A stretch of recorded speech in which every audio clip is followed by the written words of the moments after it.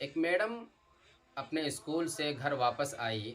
وہ اپنے ساتھ بچوں کے ہوم ورک کی کاپیاں بھی لائی تھی۔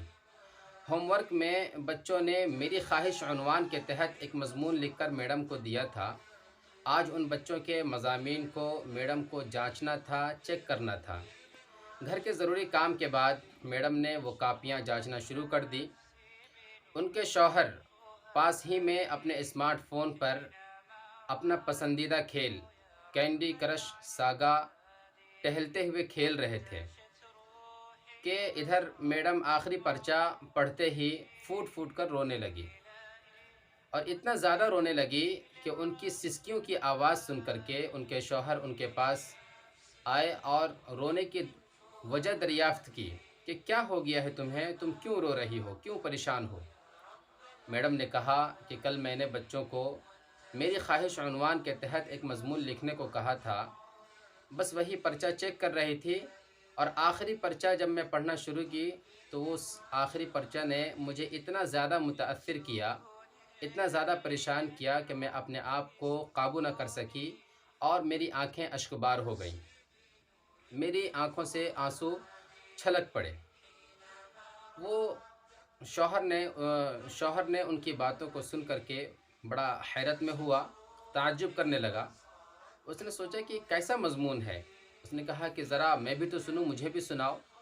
تو میڈم نے اسے سنایا اور کہا کہ میری خواہش ہے کہ میں ایک اسمارٹ فون بن جاؤں، ایک موبائل بن جاؤں، کیونکہ میرے والدین اسمارٹ فون کو بہت ہی زیادہ چاہتے ہیں، موبائل کا بہت ہی زیادہ خیال رکھتے ہیں۔ وہ اسمارٹ فون اینڈرائڈ کو، موبائل کو اتنا زیادہ پیار کرتے ہیں، اس کا اتنا زیادہ خیال کرتے ہیں کہ وہ مجھے بھی بھول جاتے ہیں۔ جب میرے پاپا آفس سے گھر تھکے ماندے آتے ہیں تو ان کے پاس موبائل چلانے کے لیے اور ان پہ گیم کھیلنے کے لیے یا اور الٹی سیدھی چیزیں دیکھنے کے لیے وقت تو ہوتا ہے، لیکن مجھ سے بات کرنے کے لیے، میری خبر لینے کے لیے یا میرا حال احوال جاننے کے لیے وقت نہیں ہوتا، ان کے پاس ٹائم نہیں ہوتا۔ جب میرے پاپا کسی کام میں بہت ہی زیادہ مشغول ہوتے ہیں اور ایسی حالت میں بھی اگر کسی کا فون آ جاتا ہے تو وہ فوراً فون اٹھا لیتے ہیں اور ان کا جواب دیتے ہیں، ان سے بات کرتے ہیں اور ان کے مسائل کو حل کرتے ہیں۔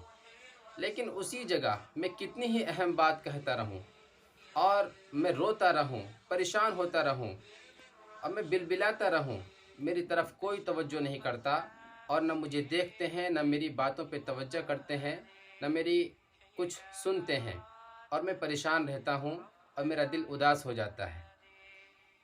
اسی لیے میں چاہتا ہوں کہ میں ایک اسمارٹ فون بن جاؤں، موبائل بن جاؤں، تاکہ کم سے کم اسمارٹ فون کے ذریعے سے میری خیال رکھا جائے اور میری دیکھ ریکھ کیا جائے۔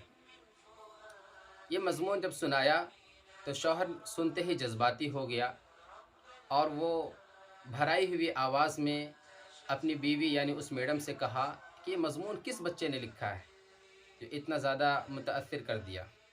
میڈم نے جواب دیا کہ یہ مضمون لکھنے والا کوئی دوسرا بچہ نہیں بلکہ ہمارے ہی خود اپنے بیٹے ہیں، اپنا ہی بیٹا ہے جس نے یہ مضمون لکھا ہے۔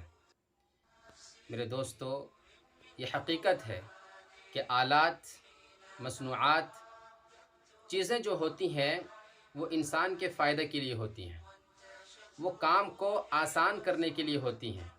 اس کا مطلب یہ نہیں ہے کہ ہم اپنے پیاروں سے دور ہو جائیں، رشتہ دار، اعزاء، اقربا، بیوی بچے ہم سے دور ہو جائیں اور ہم ان سے دور ہو جائیں۔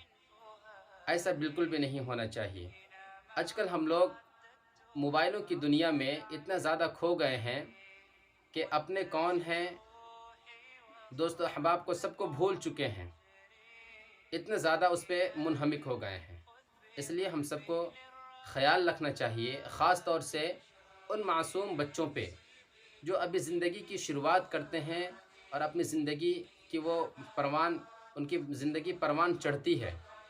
معاشرے میں وہ جب جیتے ہیں تو وہ چیزوں کو دیکھتے ہیں، سنتے ہیں، سمجھتے ہیں، उनका दिल बिल्कुल ब्लैक बोर्ड की तरह होता है। वो एक-एक चीज़ को नक़्ल व हरकत करते हैं और उसे अपने कोरे कागज़ की तरह जो उसका बिल्कुल साफ़ व शफ़ाफ़ है, उस पे वो नक्श होता है, मुरत्तब होता है।